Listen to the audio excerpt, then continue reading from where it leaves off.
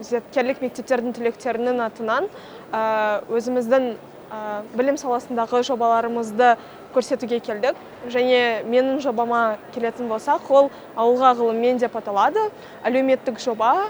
Былтыр жазда бір топ баламен жиналып, Қарағанды облысындағы ауылға барған болатынбыз. Негізгі мақсат ол ауыл балаларының оқуға, білім алуға деген қызығушылығын арттыру болды. Және 10 күн барысында біз ағылшын тілін үйреттік, және физика, химия, биология пәндерінің осы негізгі заңдарын түсіндіруге тырыстық. Нетворкинг әрі қарай жобаларды дамытуға көмек береді.